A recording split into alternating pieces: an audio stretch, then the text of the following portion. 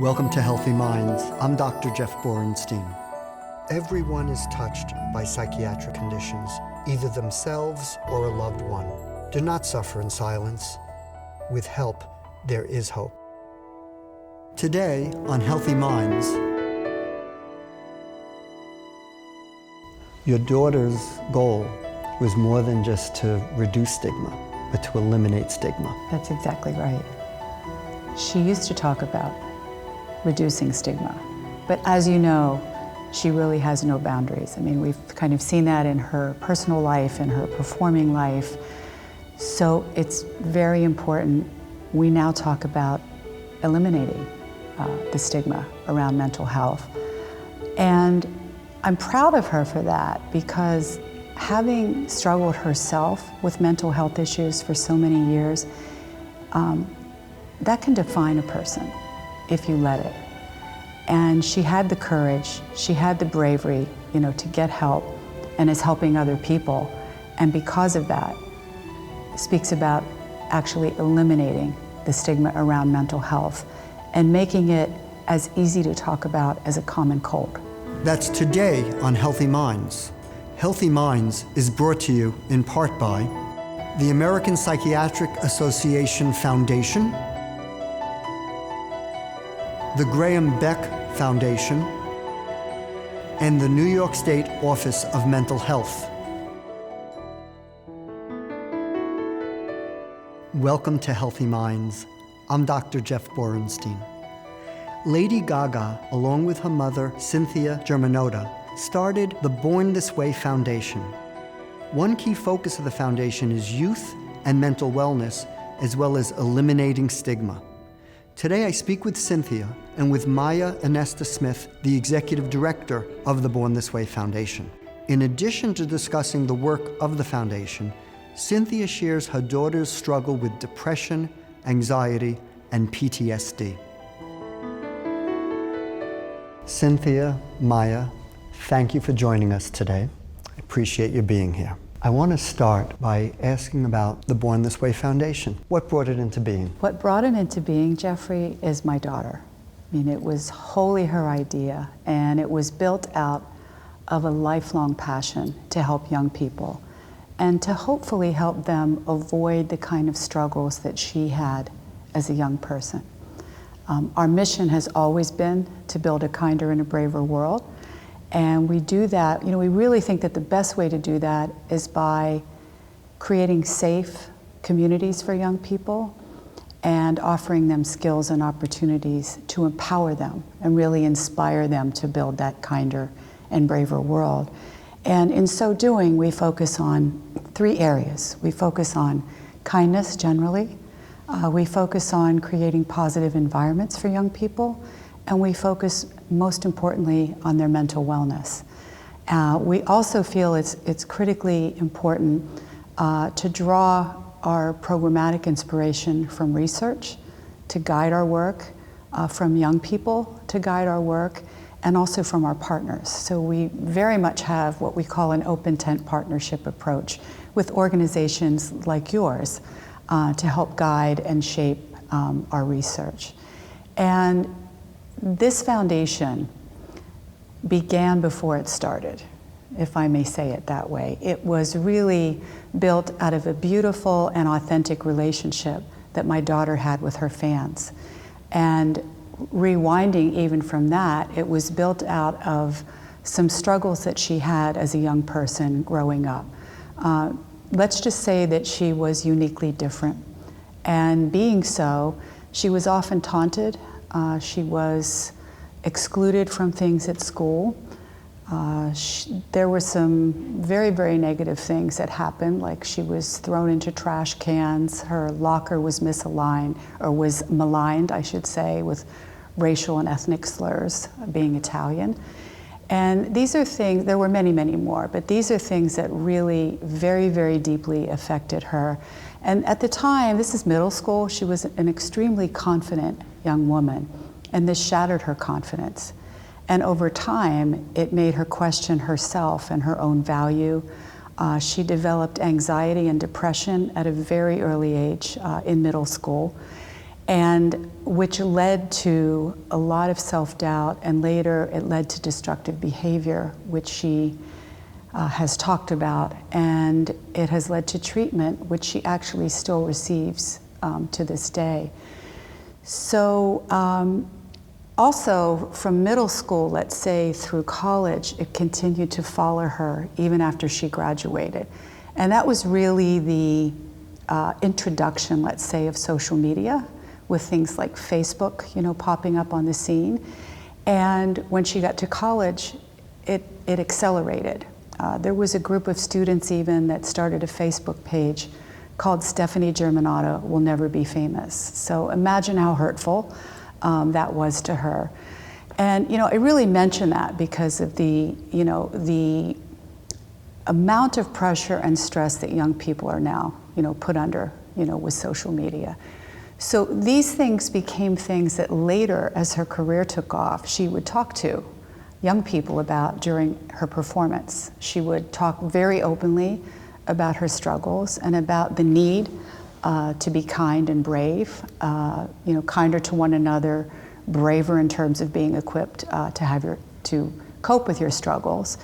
And I didn't quite get it as a mom, as a parent. You know, I would say, why are you sharing these personal stories with thousands of people? And I came to realize that she was healing, and these young people were healing and feeling empowered and feeling hopeful that if you did it, Gaga, how can we do it? So as we traveled the world, we started to hear, you know, very similar stories from young people around the world about their own experiences, and they were excited to get involved. You know, how did you do it? How can we become part of a solution to help other young people? And that was really the genesis for the foundation, that this was a movement that already had inertia. It was resonating with young people. I feel that many young people would come to as much to hear her music as they did her message. And again, that was really the birth of the foundation. And she had said to me one day, Mom, we really need to formalize this and help young people build this kinder and braver world. And that is really, you know, the background on the foundation and how we came to be. So we co-founded it. I'm very honored to today be the president of the foundation, but, you know, and to work with young people, but it's especially gratifying to do that with my daughter. The way that the foundation sort of came to being sort of from the ground up, almost naturally, is very moving, and it speaks towards the work that you're doing now. And I want to ask a little bit about the efforts that are underway on the part of the foundation. Thank you, Jeffrey, for having us. It's an honor to be here. So, as Cynthia mentioned, our work to build a kinder and braver world happens in 3 buckets: kindness, mental wellness, and positive environments. Just a couple of the examples. We, a couple months ago, launched Channel Kindness, channelkindness.org, and that's a youth-led platform to train young people to tell stories of kindness, both the heroic acts of kindness that we see and the everyday acts of kindness that we almost overlook in our daily lives.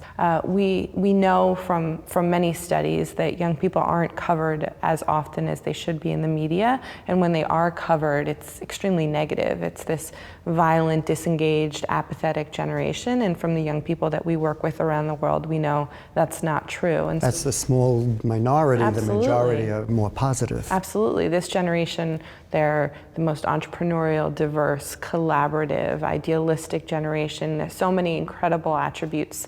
And so we wanted to create a space, not where we tell stories about young people, but where we allow young people to tell their own stories, grounded in kindness and community. And so we've been so proud of the work of the 50 youth reporters from around the country. So Channel Kindness is really our flagship program under kindness, and we're taking Channel Kindness on the road with the Joanne World Tour, which we have for the past couple Lady Gaga tours. The foundation is going on tour with her to share kindness with her fans and with communities around the world. Another example, I think Cynthia mentioned it, with the Facebook page that was started, unfortunately, about LG. we live in a world where there's no online and offline boundaries anymore. And so unfortunately, online harassment has become an issue that much too many young people have to deal with. So in partnership with Intel and Vox Media, we launched Hack Harassment. And the goal of Hack Harassment is to reduce the instances and severity of online harassment by working with both users on a code of conduct and then the platforms to take more responsibility for what's happening within their communities. Because it's so important. When we were growing up, before all the social media, if somebody was bullied, maybe it would be at school in the playground, but then you go home to a safe haven. Now you go home to be further harassed by social media if that's happening. So I think that's such an important endeavor. In addition to kindness, mental health is an important component. I want to ask you what the foundation's doing with that. Sure. So our goal around the mental wellness work is to destigmatize conversations around mental health. Everybody has mental health just as everybody has physical health, and yet we don't talk about it as often and as proactively. And you know through the work of Brain and Behavior Foundation how important it is to share stories, to access resources. So our goal under the mental wellness portfolio is to destigmatize conversations around mental health, to connect young people with resources, to encourage them to share their stories, and to use the technology that this generation is native to in order to help spur and spark those conversations. So recently we released a really groundbreaking study called Kind Communities, A Bridge to Youth Mental Wellness, and we're really excited about the findings of that study. As Cynthia said, research really guides the work of the foundation, so excited to be here to talk about some of the findings. I want to ask you about those findings. I've had an opportunity to read the report, and I think it's really very interesting and important in terms of messages to young people and to their parents, to their families, and the broader population. So one has to do with really the effect of kindness. Absolutely. I mean, one of the key findings and takeaways from this research is that kindness matters, and it matters now more than ever. We learned through the survey of well over 3,000 young people, that those that spoke of and said that they came from kind communities had a higher mental health inventory score. So it's really vitally important, kindness in our communities today, in all facets, not only at home, but at school and in the workplace. And there are some very simple things that can be done to improve that. What has impressed me the most about some of our findings is the simplicity of them.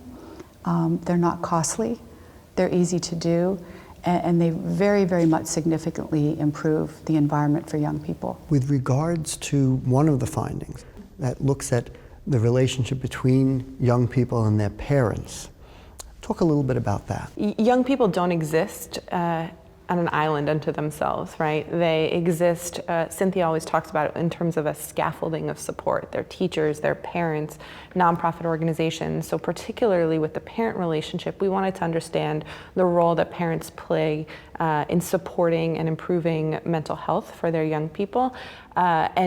And where is there a gap in the perceptions that young people have of their own mental health and parents have of their own? And we found that there is a really significant gap. We asked young people about whether or not they would talk to their parents if they were facing a variety of issues. And then we asked the parents about whether or not they believed their young people would talk to them if they were facing those same issues. And what we found was a 20 to 40 point gap between the young people's opinions and the parents' perception. And what that means is that young people are not going to their parents as often as we would have believed, and that more importantly, parents overinflate their belief that they'll be the people that their children come and speak to. Which is a very important finding, because we need to encourage young people, first of all, go to your parents, don't be so hesitant about it, and parents to know, wait a second, just because they didn't come to me yet doesn't mean there isn't an issue, and maybe they should be a little bit more proactive about asking how things are going. Parents often underestimate the level of stress that their children are under by a wide margin. They also underestimate whether their children will turn to them and actually talk to them, again by a wide margin. Something very significant is that young people will, in fact, turn to a peer. They're most likely to turn to a peer more than anyone, more than a parent, more than a teacher, more than receiving therapy. Yet even in those conditions, there are very few people that young people would talk to. Maybe 1 to 3 people that a young person has that they would actually talk to. Some young people, in fact, I think it was between 5 and 15% have no one to talk to. Which I think these are such important points for people to be aware of. First of all, as a young person, your friend may come to you with a problem and for help, and you need to be open to really helping them, listening, helping them, showing kindness to them. So that's an important message. The other important message is, as parents, people need to be aware that their child may not be coming to them as readily as they would have thought, and parents need to be a little bit more proactive in asking, how are things going, what's going on? Don't take a quick yes or no answer, but delve a little bit further into it. I also think parents need to know under what circumstances their children would come to them, which was additional data that surfaced from our survey. Many young people will talk to their parents when it comes to their physical health. Let's say they've had an alarming medical report, or their safety is in danger at school, for example. They will go to their parents. And situations where they don't go to their parents are what we would call softer, issues, like body image, for example, having unprotected sex. They are likely not to go to their parents, but they would talk to a peer. So as a parent, knowing under what circumstances your children would talk to you is important, and encouraging that, either helping facilitate that with a peer, or changing your own conversations at home to create a more open and welcoming conversation with your child. One of the best ways to get the response that you want is by modeling the honesty and transparency yourself, right? And so in December, Lady Gaga wrote an incredible letter revealing to the world her diagnosis with post-traumatic stress. And we found overwhelmingly, and still today, that's the most visited page on our website, people identified with her bravery and her courage and her willingness to share her story, and it inspired others to do the same. So if you take that example and think, Cynthia and I are both mothers, by us sharing our failures, our challenges, our struggles with our children, they'll know that it's okay and that it's a safe space for them to do the same. And so I think it's very easy to look at these results and any results and say, this is what this group of people needs to do, or this is what young people should do more of. But our hope is that young people and parents and nonprofits and academics think, what is my role in improving mental health for young people? What is my role in inspiring kindness both to yourself and to others? And how can my actions and my stories help contribute to that? Very important points. And being open about these things makes such a big difference. And I think Lady Gaga, who's respected and thought highly of and is well known and people look up to her, being able to share her own personal experiences really inspires others to live through those experiences and know that they can get better.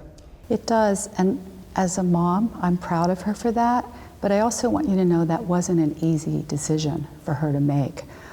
She struggled with it, because what it does, particularly when you have something like post-traumatic stress, is it's a trigger that reminds you, of those things that are causing you trauma.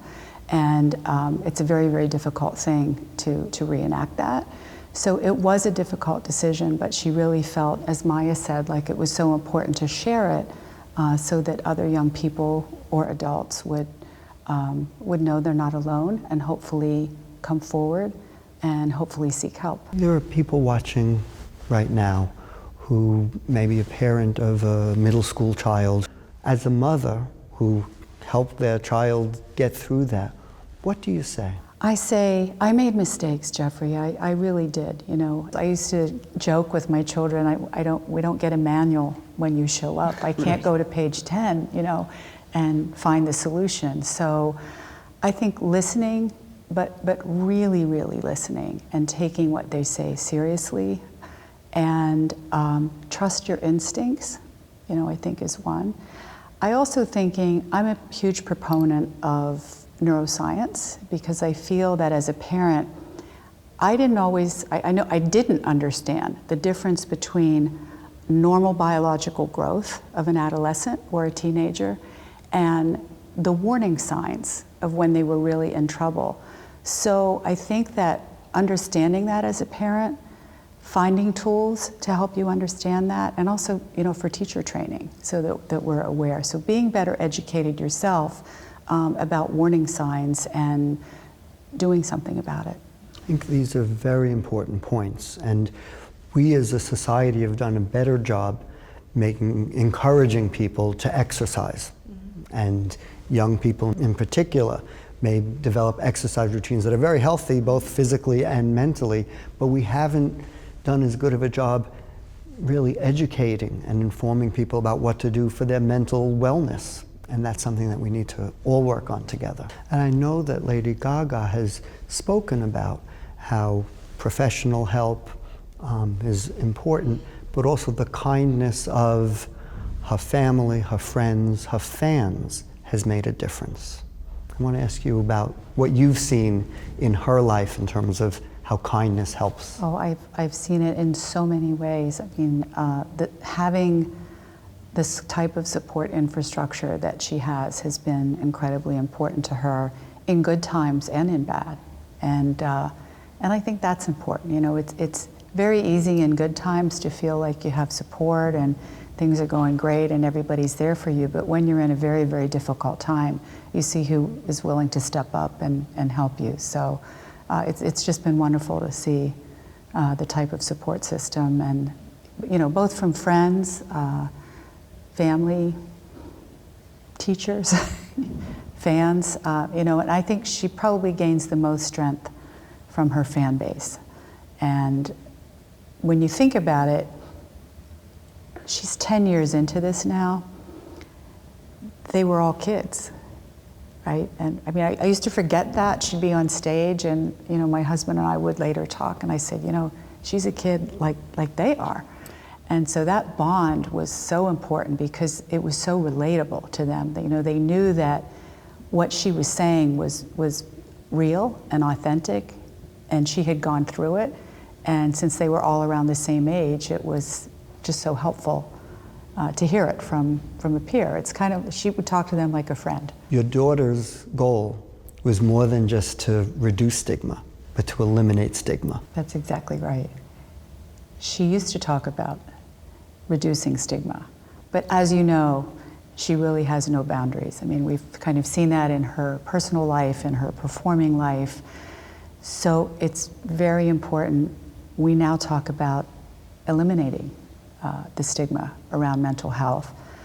And I'm proud of her for that, because having struggled herself with mental health issues for so many years, that can define a person if you let it.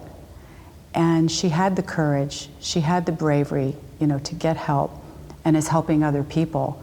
And because of that, speaks about actually eliminating the stigma around mental health and making it as easy to talk about as a common cold. And it should be something that is not a sidebar conversation that Maya and I were speaking this morning. Is that this is something that in schools and everywhere it should actually be integrated into education, into the conversations, and become a common thing to acknowledge it, that it's there. She talks frequently about just because you can't see it doesn't mean that it doesn't exist. And I think that's a lesson to all of us. Absolutely. And a goal as we approach it that will save lives and improve lives and make such a big difference for so many people. Yes. And we know, Jeffrey, and she knew she didn't care from the outset, I would say, because when she shared this goal with me, I said, this is fantastic, but it's daunting, because we're talking about something that you can't see. As you said, it's daunting. This is behavior change in terms of the way that we're acting about it. And her response to me was, Mom, if it was easy, somebody would have done it already. Perfect answer. Thank you. Thank you. As a parent and a psychiatrist, I'm inspired by Cynthia's support of her daughter growing up and her ongoing work with her daughter to improve the lives of young people. I believe that Lady Gaga's goal of eliminating stigma toward mental health can be achieved so that all people will be comfortable seeking help. And with help, there is hope. Until next time, I'm Dr. Jeff Borenstein. Goodbye.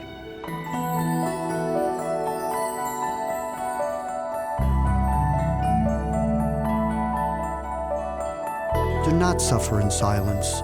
With help, there is hope. Healthy Minds is brought to you in part by the American Psychiatric Association Foundation, the Graham Beck Foundation, and the New York State Office of Mental Health.